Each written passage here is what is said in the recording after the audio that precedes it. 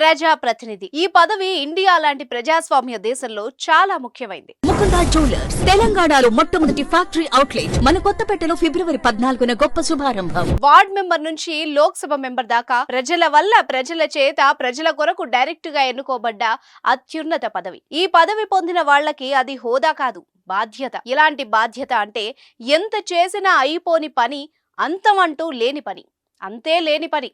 అలాంటి పదవిలో ఉన్న వ్యక్తి తాను ప్రాతినిధ్యం వహించే ప్రాంతానికి సంబంధించి తాను బాధ్యత వహించే సభలో ఒక్క మాట, ఒక్క నిమిషం, ఒక్క విషయం కూడా మాట్లాడకపోతే అక్కడ ఏ సమస్య లేనట్ట, లేక ఆ ప్రాంత ప్రజలు చేసుకున్న దౌర్భాగ్యమా? మరి వీళ్ళు ఎందుకు ఎంపీలైనట్టు? ప్రజలు ఓట్లేసి గెలిపించి చట్ట సభలకు పంపిస్తే వాళ్ళు పదవిలో కొనసాగుతున్నారు, కానీ ఉన్నా లేనట్టే మాదిరిగా తయారయ్యారు.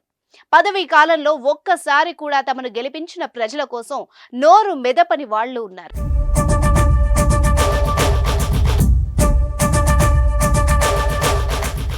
ఐదేళ్ల కాలంలో ఒక్కసారి కూడా అధ్యక్ష అని పలకని లోక్సభ సభ్యులు ఉన్నారంటే ఎంతటి దౌర్భాగ్యం! ప్రజలు ఇచ్చిన తీర్పు నిర్వీర్యమైనట్టే. పార్లమెంట్లో నోరు మెదపని ఎంపీలు తమ పదవీ కాలం పూర్తి చేసుకుంటున్నారు.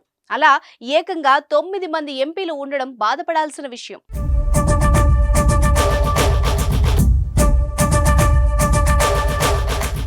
ప్రస్తుత 17వ లోక్సభ పదవీ కాలం ముగుస్తోంది. ఈ సభ కాలం మొత్తంలో నోరు మెదపని ఎంపీలు 9 మంది ఉన్నారు.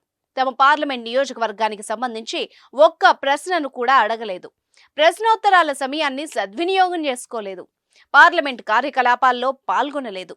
ఒక్కసారి పార్లమెంట్లో అధ్యక్ష అని మాట్లాడలేదు. సభ్యుడిగా ప్రమాణ స్వీకారం చేసిన వాళ్ళు మళ్లీ పార్లమెంటు ముఖం చూడలేదని తెలుస్తోంది.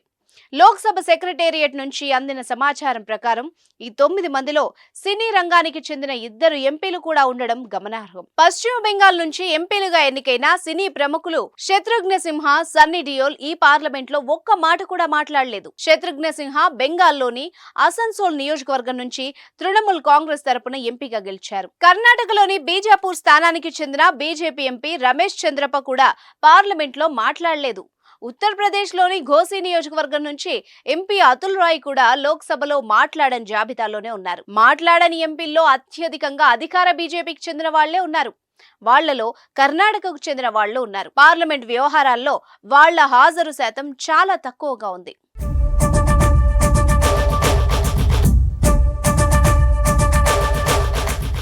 అయితే 9 మంది ఎంపీలు మాట్లాడకపోవడానికి వివిధ కారణాలున్నాయి. ఆ ఎంపీల్లో కొందరు అనారోగ్యంతో బాధపడుతుండగా మరికొందరు న్యాయ చిక్కుల్లో ఉన్నారు.